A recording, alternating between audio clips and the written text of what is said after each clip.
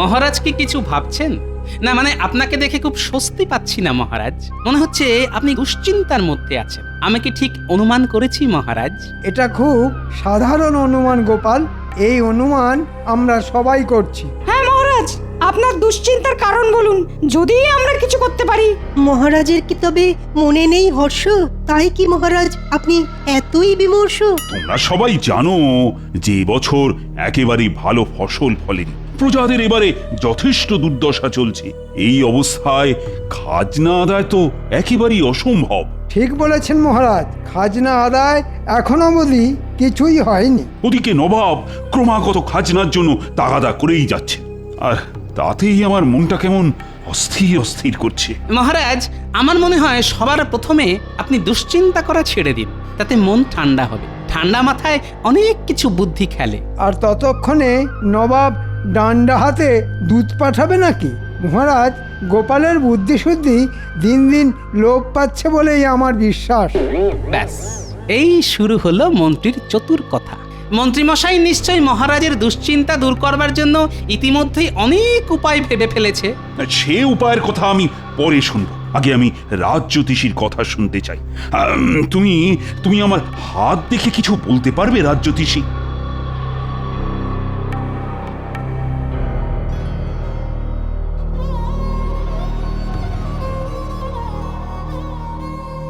মহারাজ, আপনার হাত দেখে যা বুঝলাম তা হলো একটা অশুভ প্রভাব ছিল বটে। অশুভ? আচ্ছা, বেশ বেশ, তা এখন কি অবস্থা? সেই অশুভ প্রভাব কেটে গেছে, তাই আর আপনার বিশেষ কোনো চিন্তার কারণ নেই। চিন্তার কারণ নেই বলছো? তবে কি?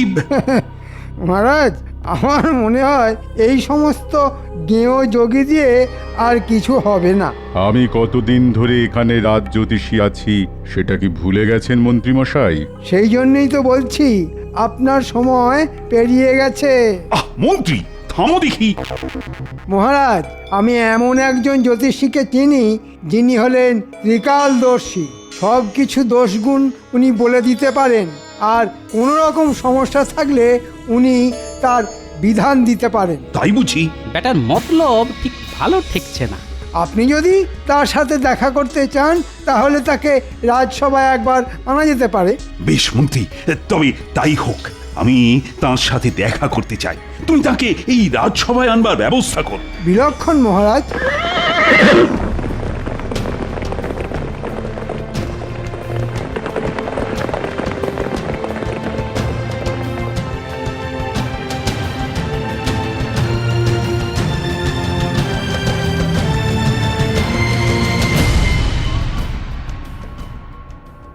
মহারাজের জয়। হ্যাঁ, নবাবের দূত। দেখেছেন মহারাজ, জ্যোতিষী বলল যে আপনার অশুভ প্রভাব কেটে গেছে, অথচ দেখুন নবাবের দূত এসেছে।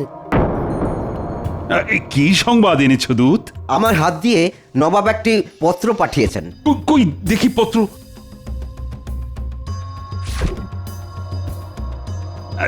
তুমি এখন যেতে পারো দূত। নবাবকে আমার কুশল জানিও।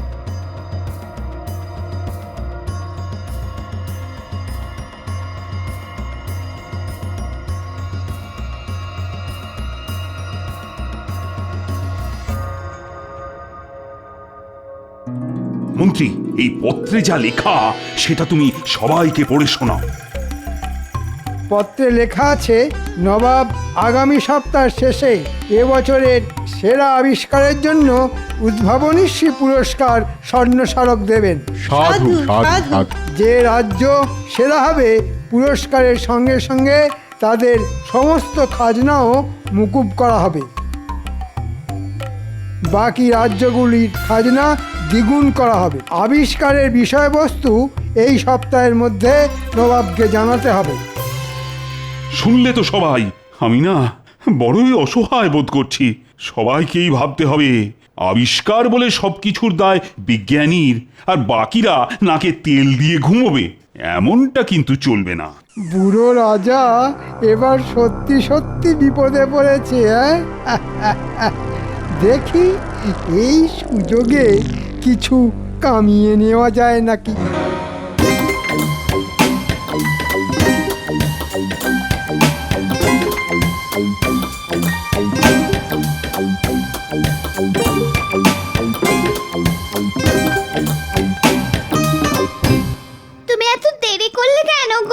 সে আমি জরুরি কাজে ব্যস্ত ছিলাম।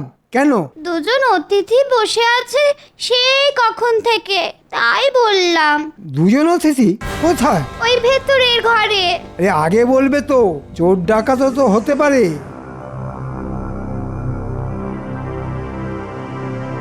আপনারা কারা ঠিক চিনতে পারলাম না তো। আমি খাম্বাজ রাজ্য থেকে আর ইনি বর্ধমান রাজ্য থেকে এসেছি। আমরা খুব বিপদে পড়েই এসেছি। একমাত্র আপনি পারেন আমাদের বিপদ থেকে উদ্ধার করতে। সেটা কিরকম? আগে ওই আমাদের দেশে ওই আপনার কৃষ্ণনগরের মতো বিজ্ঞানী নেই, তাই নবাবের শর্ত রাখবার জন্য আমাদের কিছু আবিষ্কার করে দিতেই হবে। হ্যাঁ, আমরা নিশ্চিত সেই আবিষ্কার পুরস্কার পাবেই। এতে আমার লাভ? এতে আমরা আপনাকে 5,000 মোহর দেব।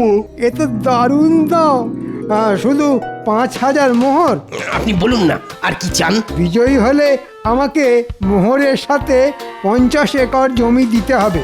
বলুন, রাজি? আমরা রাজি। আপনি মোহরের সাথে জমিও পাবেন। ঠিক আছে, এখন আপনারা চলে যান। কেউ যেন আমাদের সাক্ষাতের কথা জানতে না পারে। আপনি কোনো চিন্তা করবেন না, শুধু আমাদের এই বিপদ থেকে উদ্ধার করুন।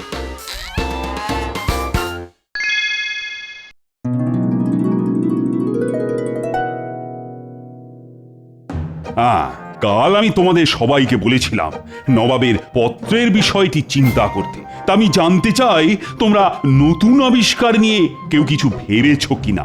মহারাজ, আপনি কোনো চিন্তা করবেন না। আরে চিন্তা করি কি আর সাথে, বিজ্ঞানীকেও তো রাজসভাতে দেখছি না। বিজ্ঞানী এখন ভীষণ উদ্যমে নতুন জিনিস আবিষ্কার করছেন, তাই সকাল থেকে উনি আদার জল ছাড়া আর কিচ্ছু খাননি। চত্ব সব। বিজ্ঞানী একটা নয়, একসাথে দুটো আবিষ্কার করে নবাবকে মুগ্ধ করবেন। বলো কি? নিশ্চিন্ত থাকুন মহারাজ, পুরস্কার কৃষ্ণনগরী ছিনিয়ে নেবে, কারণ এরকম আবিষ্কার আগে হয়নি। একটাতে 10 বছর বয়স কমবে আর একটাতে 10 বছর বয়স বাড়বে। এ তো দারুণ ব্যাপার মহারাজ। আমাকে আজকাল অনেকেই বুড়ো বলছে। যদি 10 বছর বয়স কমে যায় তাহলে খুব ভালো হবে। আগে কৃষ্ণনগর বাঁচুক, তারপর দেখা যাবে। তা বেশ গোপাল, বেশ, তোমার কথায় আমি কিছুটা আশার আলো দেখতে পাচ্ছি। বেশ বেশ, এটাই আমার সুযোগ। ছিনিয়ে নেব আমি বয়স বাড়া কমার আবিষ্কার, আর তারপর কয়েক হাজার মোহর। শোন, তোদের দুজনকেই বলছি, খুব সাবধানে কাজ করতে হবে। আজ রাতে বিজ্ঞানীর ঘর থেকে আবিষ্কার চুরি করতে হবে, আর কাল জ্যোতিষী সেজে মহারাজের সামনে যেতে হবে। কিন্তু আমরা কি বলবো মহারাজের কাছে? শোন, মহারাজের সামনে শুধু অঙ্গভঙ্গি করবি, কোনো কথা বলা যাবে না, তাহলে ধরা পড়ে যেতে পারিস। যা, আজ রাতের কাজ কর। ওই চুরিটা তোরা বেশ ভালোই পারিস।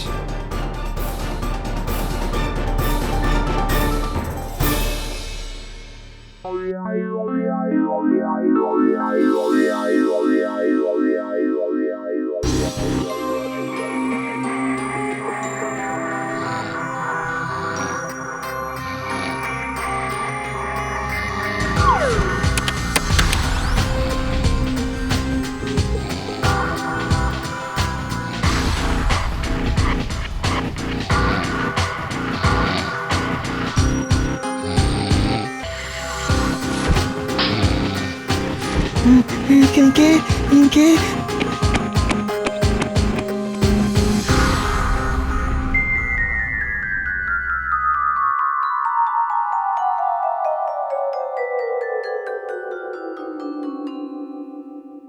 কি সর্বনাশ মহারাজ, এখন কি হবে?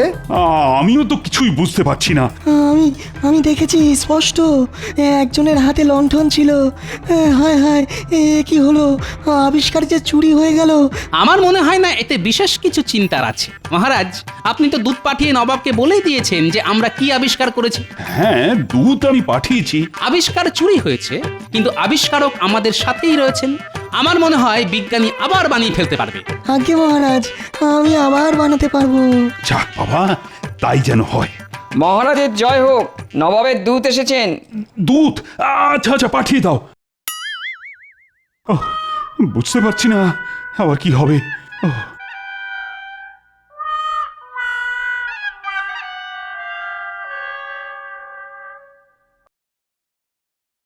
মহারাজ, নবাব বলে পাঠিয়েছেন যে কৃষ্ণনগর যে আবিষ্কারের কথা বলে পাঠিয়েছে সেটা ইতিমধ্যেই খাম্বাজ আর বর্ধমান রাজ জানিয়েছে। তাই কৃষ্ণনগরকে নতুন কিছু আবিষ্কার করে আনতে হবে। সে কি? বেশ বেশ, তাই হবে তাই হবে। তুমি এখন যেতে পারো। হ্যাঁ। কি সর্বনাশ, এখন কি হবে? আরে হাতে তো মাত্র 5 দিন। উফ, নবাবের যে কি খেয়াল হয়। বিজ্ঞানী, ও বিজ্ঞানী, তুমি বলো না এই 5 দিনে নতুন কোনো আবিষ্কার করতে পারবে? মহারাজ, আপনি তো সব জানেন। আপনি তো জানেন যে একটি আবিষ্কার করতে কত পক্ষ লেগে যায়, সেখানে মাত্র 5 দিন। আমি পারবো না মহারাজ, আমাকে ক্ষমা করবেন। ও গোপাল, তুমি আমার একমাত্র ভরসা। কিছু কি উপায় আছে? আমাকে একটু ভাবার সময় দিন মহারাজ। আরে আরে ভাবতে গেলে সময় তো লাগবে। কি ব্যাপার প্রহরী? মহারাজ, দুজন সাধু বাবা এসেছেন। সাধুরা বাইরে কেন মহারাজ? এ হলো আমার সেই ত্রিকালদর্শী জ্যোতিষী। সে কি, নিয়ে এসো মন্ত্রী।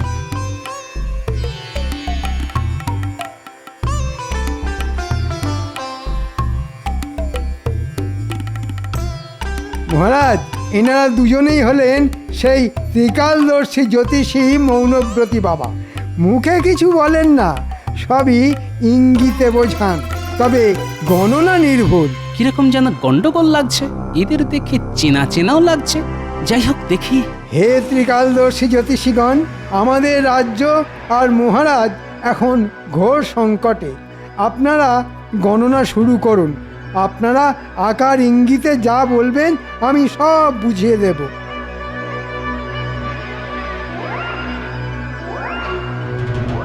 রাজ্যের ওপর ঘোর অমঙ্গল নেমে আসছে মহারাজ, ঘোর অমঙ্গল। নবাবের রোষানলে সব শেষ হয়ে যাবে। কি তাই তো? কি সর্বনাশ! রাজাকেও বার্ধক্য গ্রাস করেছে, তার পক্ষে রাজ্য রক্ষা করা সম্ভব নয়। সে কি হে জ্যোতিষীগণ, এর থেকে বাঁচার কি কোনো উপায় নেই? আছে বা একটু বলুন। উপায় একটা আছে মহারাজ। এই অমঙ্গল কাটাতে এই রাজ্যের থেকে কিছু যাগযজ্ঞ করতে হবে, আর তার জন্য কিছু মোহর লাগবে। এখন মহারাজ, আপনি যদি সম্মতি দেন তবে। বেশ বেশ, আমি সম্মতি দিলাম। আমি খাজাঞ্চিকে এক্ষুনি বলছি যজ্ঞের জন্য প্রয়োজনীয় মোহর এই জ্যোতিষীদের দিতে। তার আগে আমি বলতে চাই, এরা কিন্তু আমার অতিথি, তাই আজ সবার জন্য ভোজনের আয়োজন করা হয়েছে। বাহ বাহ বাহ, ত্রিকালদর্শী সাধু বাবারা দেখছি মাছের মুড়ো খাওয়া বেশ ভালোই রপ্ত করেছে। কি ত্রিকালদর্শী সাধু বাবার দেখি নকল গোঁপ খুলে গেছে। বুঝেছি, রাজাকে বলে এক্ষুনি মন্ত্রীর কারসাজি ফাঁস করে দেওয়াটাকে ঠিক হবে? না, বলাটা ঠিক হবে না। রাজা নিজেই এখন নবাবের দুশ্চিন্তায় ডুবে আছে। মন্ত্রী মশাই, তোমার ত্রিকালদর্শী সাধু বাবার কিন্তু নকল গোঁপ খুলে গেছে। চুপি চুপি তোমাকে বললাম, আর কাউকে বলিনি।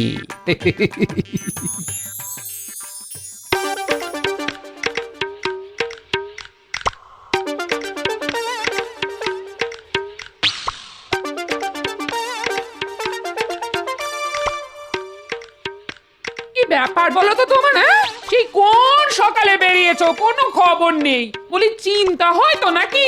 সে রাজসভায় অনেক কাজ ছিল। বলি রাজসভাতে কি এত তোমার রাজকার্য শুনি? দুপুরে নাওয়া খাওয়া বন্ধ দেখছি। আমার হয়েছে যত জ্বালা।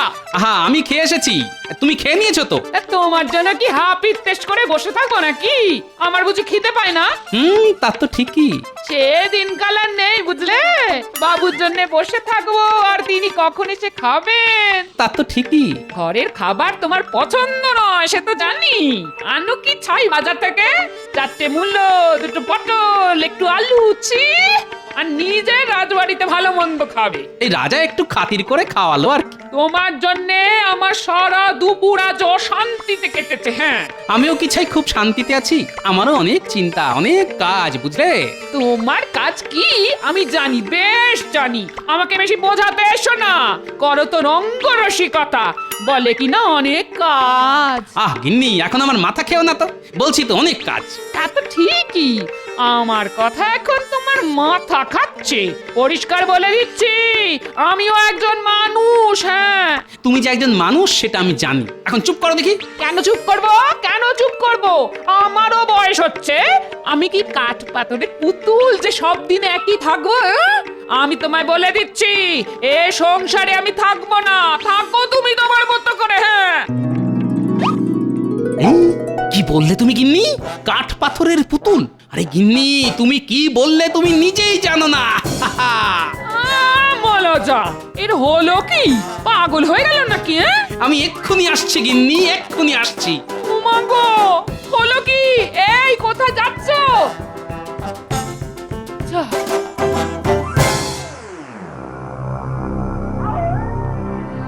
কাজটা ভালোই ভালোই হলো বটে, তবে মজুরিটা একটু বেশিই পড়লো। কিছু তো করারও নেই, হাতে যে সময় বড় কম। এখন তাহলে মজুরি আনতে মহারাজের কাছেই যেতে হবে। কি তুমি কিছু জানো না কিন্তু গোপাল, যা দেখেছো ভুলে যাও। মন্ত্রীমশাই, আপনি ভালো করেই জানেন যে ভুলতে গেলে মোহর লাগে। আমি সেটা বুঝেছিলাম। এই নাও তোমার ভাগের মোহর। ব্যাস, আমি সব ভুলে গেলাম মন্ত্রীমশাই।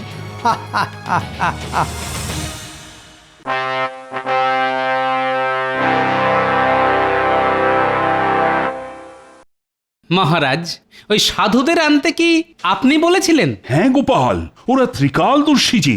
আজকে আমাদের প্রথম পরীক্ষা খামবাজ রাজ্যের জন্য, সেটা হলো বয়স বাড়ার ওষুধ। বেশ, শুরু হোক। এই সেই ওষুধ যা খেলে বয়স 10 বছর বেড়ে যাবে। উজির, তুমি ওই ওষুধ খেয়ে নাও। নবাবের যা হুকুম।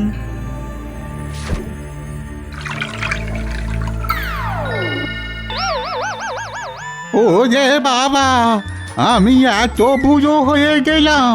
10 বছরে আমি যে ভীষণ বুড়ো হয়ে গেলাম নবাব বাহাদুর।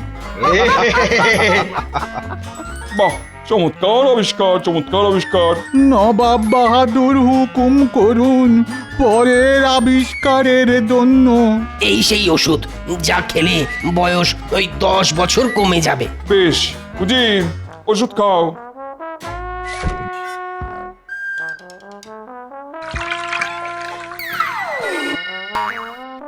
চমৎকার, চমৎকার। এবার এসেছে কৃষ্ণনগরের পালা। বলো, তোমরা কি আবিষ্কার করেছো? গোপাল, তোমার মুখ থেকে শুনি। আপনার দেওয়া শর্ত অনুযায়ী আমরা এমন জিনিস আবিষ্কার করেছি যা আপনার বয়স বাড়াবেও না, কমাবেও না। আপনি যেমন আছেন সারা জীবন নিজেকে ঠিক এইভাবেই দেখতে পাবেন। কই কই দেখাও সেই আবিষ্কার।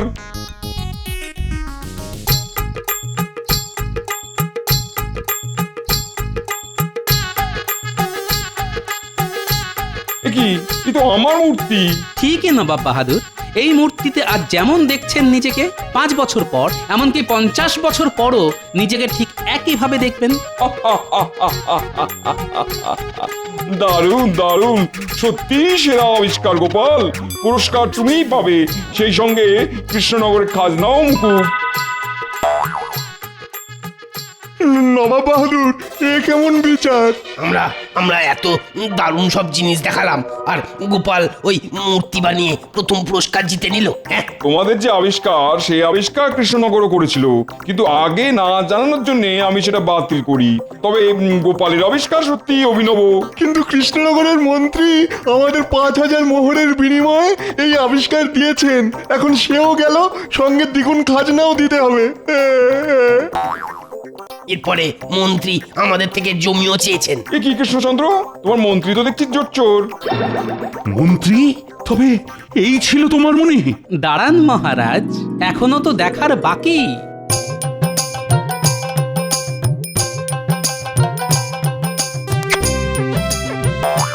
কি ত্রিকালদর্শী জ্যোতিষী আসলে বটা ঘটা? আমার রাজত্বের রাজ্যে এমন ধান্দাবাজ মন্ত্রী আছে, আমি একে শাস্তি দেবো। হ্যাঁ তাই দিন নবাব, সঙ্গেই বটা ঘটাকেও। আমি নির্দেশ দিচ্ছি 1 মাসের জন্য মন্ত্রী সহ বটা ঘটাকে বন্দি করতে। আমাকে বাঁচান মহারাজ, আমার খুব ভুল হয়ে গেছে, আপনার পায়ে পড়ি, আমাকে বাঁচান মহারাজ। না না, কোনো মুক্তি নেই।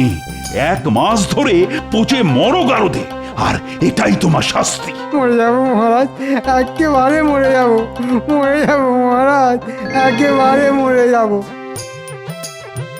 মহারাজ, এই নিন মোহর।